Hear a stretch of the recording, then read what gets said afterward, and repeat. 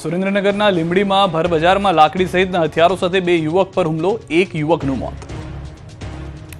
લીંબડીમાં ભર બજારમાં 5 થી 6 શખ્સો લાકડી અને છરી વડે બે યુવક પર તૂટી પડ્યા, જેનો વિડીયો સામે આવ્યો છે। બજારમાં લોકોની ભીડ વચ્ચે પણ હુમલાખોરો બેખૌફ જોવા મળી રહ્યા છે। બે યુવકો પર લાકડીના એક પછી એક ઘા થઈ રહ્યા છે। બજારમાં હાજર લોકોની પણ બે યુવકોની બચાવવાની હિંમત ન થઈ। ગણતરીની મિનિટોમાં હુમલાખોરો એક યુવકની હત્યા કરી નાખી, જ્યારે બીજા યુવકને ઈજાગ્રસ્ત કરી નાખ્યો। પ્રેમ લગ્નની બવાલમાં હુમલો થયો હોવાનું કહેવામાં આવી રહ્યું છે। મૃતક યુવાનના પરિવારની યુવતીએ લિયાદ ગામના જ યુવક સાથે પ્રેમ લગ્ન કર્યા હતા, જે બાબતે ઝઘડા થયા હતા, જેનું મનદુખ રાખીને આ જીવલેણ હુમલો કરવામાં આવ્યો હોવાની આશંકા છે। ભર બજારમાં ખુલ્લેઆમ થયેલી આ હત્યાને લઈને લીંબડીની કાયદો વ્યવસ્થા પર સવાલ ઉભા થઈ રહ્યા છે। પોલીસનો હુમલાખોરોમાં કોઈ ડર જ ન હોય તેવી સ્થિતિ જોવા મળી રહી છે। જસદણના ચિતલિયા કુવા રોડ પર પતંગ ચગાવવા બાબતે મારામારીની ઘટના સામે આવી છે। વિશાલભાઈ છાયાણી નામના યુવક પર છોકરાઓને પતંગ ચગાવવા બાબતે બોલાચાલી થતા સાવન હિરપરા અને તેના મિત્રએ વિશાલભાઈ પર છરી વડે હુમલો કર્યો। ઇજાગ્રસ્તને જસદણની સરકારી હોસ્પિટલમાં સારવાર માટે ખસેડવામાં આવ્યા। વિશાલભાઈના પીઠના ભાગે 15 જેટલા ટાંકા આવ્યા, જમણા હાથ પર ગંભીર ઇજાઓ થઈ। પરિવારના સભ્યોને હુમલા બાબતે જાણ થતાં જસદણની સરકારી હોસ્પિટલે પરિવાર તેમજ પાટીદાર સમાજના આગેવાનોના ટોળા ઉમટી પડ્યા। ઈજા પામનાર વિશાલભાઈ છાયાણીએ આક્ષેપ કર્યા કે હુમલો કરનાર બંને વ્યક્તિ નશાની હાલતમાં હતા।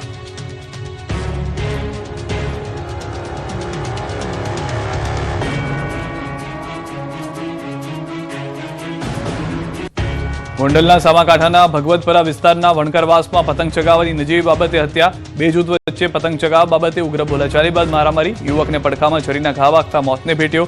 અનિલભાઈ પુંજાભાઈ લુણેસિયાની હત્યા થઈ। મૃતક યુવકને પ્રથમ ગોંડલ બાદમાં રાજકોટ રિફર કરાયો, જે દરમિયાન સારવાર મળી પહેલા જ રસ્તામાં મોત થઈ ગયું। હુમલો કરનાર 3 વ્યક્તિઓમાંથી 2 વ્યક્તિને સારવાર માટે ગોંડલ સિવિલ હોસ્પિટલમાં ખસેડવામાં આવ્યા। ગોંડલ સિટી પોલીસ ઘટના સ્થળે પહોંચી તપાસ હાથ ધરી ચૂકી છે।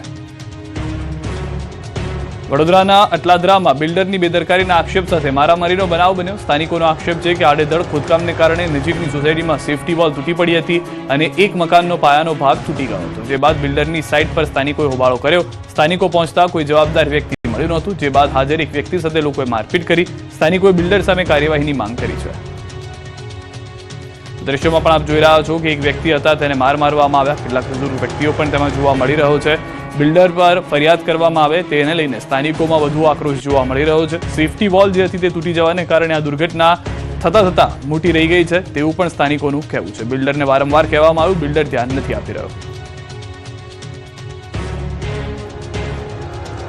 ઉત્તરાયણના દિવસે 3 શહેરમાં દારૂની હેરાફેરી કરતા શખ્સો પકડાયા। સૌરાષ્ટ્રમાં અલગ અલગ જગ્યાએ દારૂ પહોંચાડવાના પ્રયાસો મોરબી પોલીસે પર્દાફાશ કર્યો। ટંકારાની 76 જીઆઈડીસીમાંથી દારૂ ભરેલી ટ્રક પકડાઈ છે, જેમાંથી 1000 પેટીથી વધુ વિદેશી દારૂ પકડાયો છે, એટલે કે અંદાજે 33,000 બોટલથી પણ વધુ દારૂ છે, જેની બજાર કિંમત અંદાજે 1 કરોડ રૂપિયાથી વધુ થાય છે। દારૂનો વેપલો કરનારા તત્વોએ એક મોટું ગોડાઉન બનાવ્યું હતું। આ ગોડાઉનમાં અંદર જ ટ્રક લઈ જવાતી, જેથી કોઈને ખબર ન પડે। બાદમાં એક બોલેરો રાખી હતી। ટ્રકમાંથી દારૂ ઉતાર્યા બાદ બોલેરોમાં ભરીને અલગ અલગ જગ્યાએ પહોંચાડવામાં આવતો હતો। પ્રાથમિક અંદાજ પ્રમાણે દારૂ રાજસ્થાનથી મોરબીમાં લાવવામાં આવ્યો હતો। અહીં ગોડાઉનમાંથી કટિંગ કરીને અલગ અલગ સ્થળે પહોંચાડવાની યોજના હતી। જોકે પહેલા જ પોલીસે પર્દાફાશ કર્યો। હાલ 3 આરોપી પકડાયા છે, જોકે દારૂ મોકલનાર સહિત 5 શખ્સોને પકડવાના બાકી છે। આ તરફ સુરેન્દ્રનગરના સુદામડા ગામે વિદેશી દારૂના કટિંગ પર પોલીસ ત્રાટકી, 34.5 લાખનો વિદેશી દારૂ ઝડપી પાડ્યો। સુદામડા ગામની સીમમાં વિદેશી દારૂની મોટા પાયે હેરાફેરી કરવામાં આવી રહી હોવાની બાતમીના આધારે સાયલા પોલીસે દરોડા કરતા બુટલેગરોમાં નાસભાગ મચી ગઈ। વિદેશી દારૂની 2568 બોટલો, બોલેરો પિકઅપ ગાડી તેમજ એક્ટિવા સહિત કુલ ₹39,76,200નો મુદ્દામાલ કબજે કરવામાં આવ્યો। વિદેશી દારૂનો જથ્થો મંગાવનાર તેમજ બોલેરો અને એક્ટિવા ચાલક સહિત કુલ 5 શખ્સ સામે ગુનો નોંધવામાં આવ્યો। આ બાજુ દાહોદથી પણ કરોડોનો દારૂ ઝડપાયો। 1.35 કરોડ કરતાં વધુના દારૂ ઝડપાયો। પ્લાસ્ટિકના રોલની આડમાં લઈ જવાતો વિદેશી દારૂ ઝડપી પાડ્યો। અમદાવાદ ઇન્દોર હાઈવે ઉપરથી દારૂ પકડી પાડ્યો। પોલીસે મધ્યપ્રદેશના 2 આરોપીની ધરપકડ કરી। આ તરફ જામનગર એરપોર્ટને ઉડાવી દેવાની ધમકી મળી। કોર્ટને ઉડાવી દેવાની ધમકીઓ વચ્ચે હવે જામનગરના એરપોર્ટમાં બોમ્બ હોવાની નનામી ધમકી આવી છે। એરપોર્ટને બોમ્બથી ઉડાવી દેવાની અજ્ઞાત શખ્સ દ્વારા ઈમેલ મારફતે ધમકી આપવામાં આવતા ખળભળાટ મચી ગયો। આ ધમકીભર્યો મેલ મળતા જ એરપોર્ટ ઓથોરિટી સહિત પોલીસ કાફલો અને બોમ્બ સ્ક્વોડ તાબડતોબ એરપોર્ટ પર પહોંચી ગઈ છે અને સમગ્ર પરિસરને છાવણીમાં ફેરવી દેવામાં આવ્યું છે। ભારતીય ક્રિકેટર હાર્દિક પંડ્યા જામનગર એરપોર્ટથી રવાના થયાના થોડા જ સમય બાદ આ ધમકીભર્યો મેલ મળ્યો હતો। ઘટનાની ગંભીરતાને ધ્યાને લઈને વહીવટી પ્રશાસન અને સુરક્ષા એજન્સીઓ તુરંત હરકતમાં આવી ગયા। જામનગર એસપી ડોક્ટર રવિ મોહન સૈની પીઆઈની ડીવાયએસપી જયવીરસિંહ ઝાલા સહિત એસઓજી અને એલસીબીની ટીમો એરપોર્ટ પર ધામા નાખ્યા. ધમકીના પગલે બોમ્બ સ્ક્વોડ અને ડોગ સ્ક્વોડની મદદથી એરપોર્ટના ખૂણે ખૂણાની તપાસ કરવામાં આવી. ફ્લાઇટમાં આવતા અને જતા તમામ મુસાફરોનું કડક ચેકિંગ હાથ ધરવામાં આવ્યું છે. જૂનાગઢના કેશોદમાં જેમ પોર્ટલ જીએસટી મુદ્દે 53 ગામના સરપંચો ગ્રામસભાનો બહિષ્કાર કરશે. કેશોદ તાલુકાના પંચાયતી રાજના ઇતિહાસમાં પ્રથમ વખત વહીવટી તંત્ર અને સરકારની નીતિઓ સામે એક મોટું આંદોલન આકાર લઈ રહ્યું છે. કેશોદમાં તાલુકાના તમામ 53 ગામોના સરપંચોની એક અગત્યની બેઠક મળી, જેમાં સરકાર દ્વારા લાદવામાં આવેલા નવા નિયમો અને પંચાયતોની સ્વાયત્તતા છીનવાના પ્રયાસો સામે ભારે રોષ જોવા મળ્યો. આ બેઠકમાં ઉપસ્થિત તમામ સરપંચોએ એક સૂરે નિર્ણય કર્યો છે કે આગામી 15 અને 16 ઓગસ્ટના રોજ સરકાર દ્વારા જે ગ્રામસભાઓનું આયોજન કરવા માટે પરિપત્ર બહાર પાડવામાં આવ્યો છે તેનો સંપૂર્ણપણે બહિષ્કાર કરવામાં આવશે. સરપંચોની માંગણી છે કે દરેક પંચાયતને સ્વતંત્ર GEM ID ફાળવવામાં આવે, જેથી સ્થાનિક સ્તરે પારદર્શક ખરીદી થઈ શકે. કારણ કે GEM પોર્ટલ દ્વારા ખરીદીના બહાને પંચાયતો પર જિલ્લા કક્ષાએથી નક્કી કરેલી એજન્સીઓ થૂપી બેસાડવામાં આવી છે. સરપંચોનો આક્ષેપ છે કે આ એજન્સીઓ દ્વારા હલકી ગુણવત્તાના સ્ટ્રીટ લાઇટ અને CCTV કેમેરા જેવા સાધનો મોંઘા ભાવે પધરાવાય છે. એટલે સરપંચોએ હુંકાર ભર્યો છે કે જ્યાં સુધી તેમના પ્રશ્નોનું નિરાકરણ નહીં આવે ત્યાં સુધી ગામડાઓમાં કોઈ પણ સરકારી સભા યોજવા દેવામાં નહીં આવે. અમદાવાદમાં કેન્દ્રીય ગૃહમંત્રી અમિત શાહે કરી પતંગબાજી તો મંદિરે પહોંચી કરી પૂજા અર્ચના.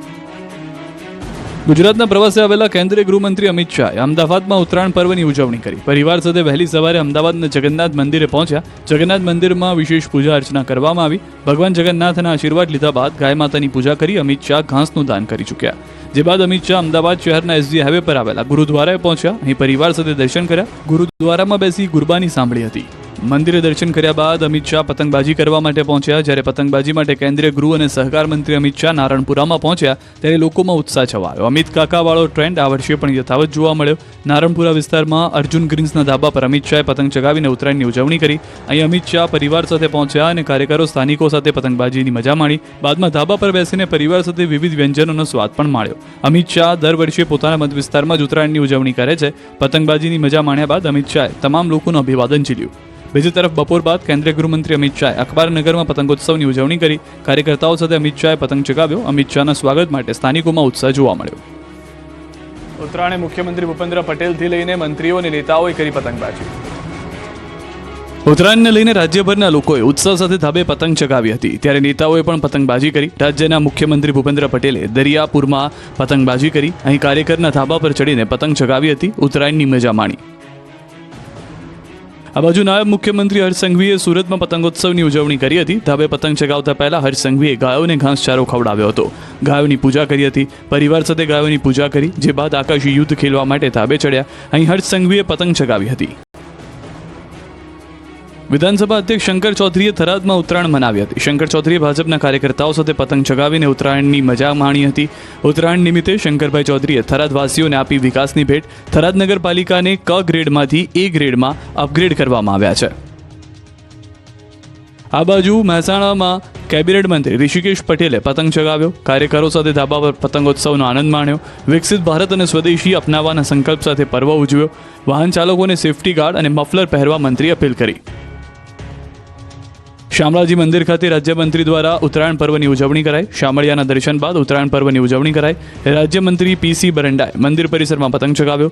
પતંગ ચગાવી રાજ્યવાસીઓને શુભેચ્છાઓ પાઠવી. આ તરફ બનાસકાંઠાના મંત્રી પ્રવીણભાઈ માળીએ ડીસામાં ઉત્તરાયણની કરી ઉજવણી. કાર્યકરો સાથે ધાબા પર પતંગ ચગાવી ઉજવણી કરી.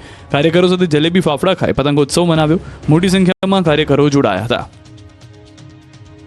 તો કેન્દ્રીય રાજ્યકક્ષાના મંત્રી નીમુબેન બાંભણિયાએ પણ પરિવાર સાથે મકર સંક્રાંતિની ઉજવણી કરી. મંત્રી નીમુબેન બાંભણિયાએ પતંગ ચગાવી પેચ લડાવ્યા. મકર સંક્રાંતિની સૌને શુભેચ્છા પાઠવી. વડોદરામાં સાંસદ હેમાંગ જોશીએ પતંગ ચગાવ્યા. પતંગની સાથે સાથે કરુણા અભિયાન પર સાંસદે વધુ ભાર મૂક્યો.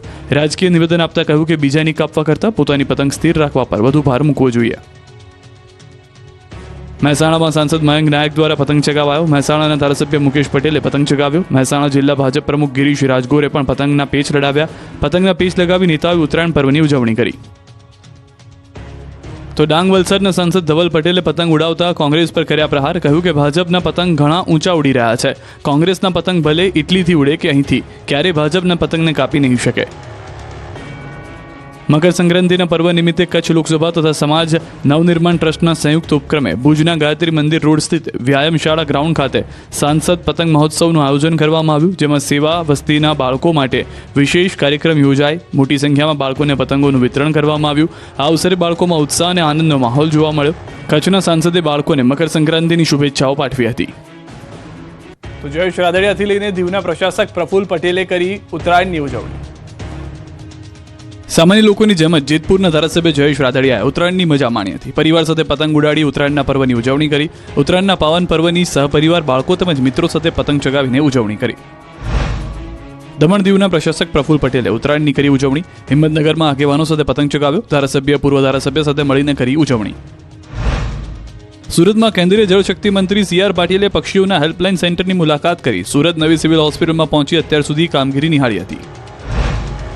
આ બાજુ અરવલ્લીમાં ધવલસિંહ ઝાલાએ પરિવાર સાથે મનાવી ઉત્તરાયણ। બાયડ, માલપુર, સાઠંબાની જનતા માટે પણ આપ્યો સંદેશ।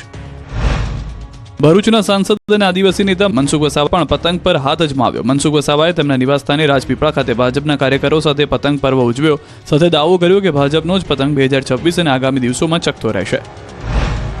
તો સુરત પશ્ચિમના ધારાસભ્ય પૂર્ણેશ મોદીએ ઉત્તરાયણ પર રાષ્ટ્રપ્રેમનો અનોખો સંદેશ આપ્યો। કેસરી રંગના પતંગો પર સ્વદેશી અપનાએંગે, આત્મનિર્ભર બનાએંગેના સૂત્રો લખ્યા। વોકલ ફોર લોકલનો સંદેશ આકાશમાં ઉડતા પતંગો દ્વારા ફેલાવવામાં આવ્યો।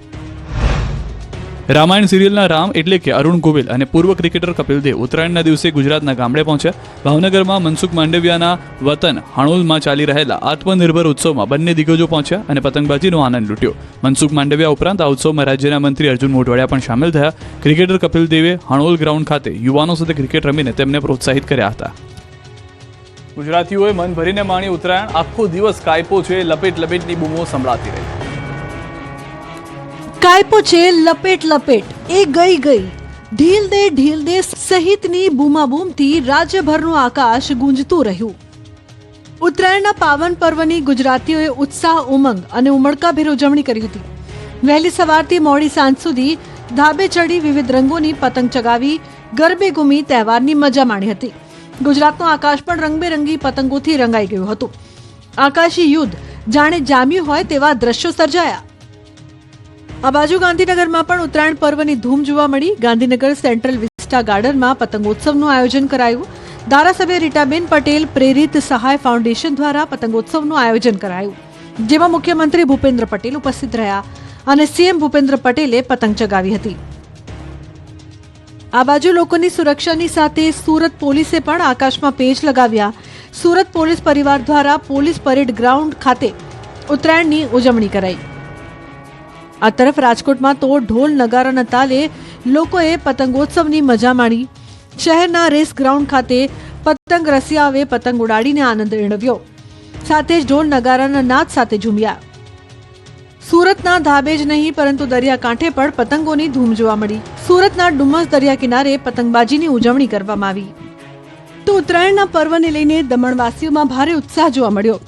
દરિયા કિનારે પ્રશાસન દ્વારા દમણ કાઇટ ફેસ્ટિવલ 2026નું આયોજન કરવામાં આવ્યું। દમણના તમામ દરિયા કિનારાઓ પર મોટી સંખ્યામાં પતંગ રસિકો અને લોકો મોટી સંખ્યામાં ઉમટી પડ્યા હતા। આથી દમણના આકાશ અવનવા રંગબેરંગી પતંગોથી જાણે ઉભરાયું હતું।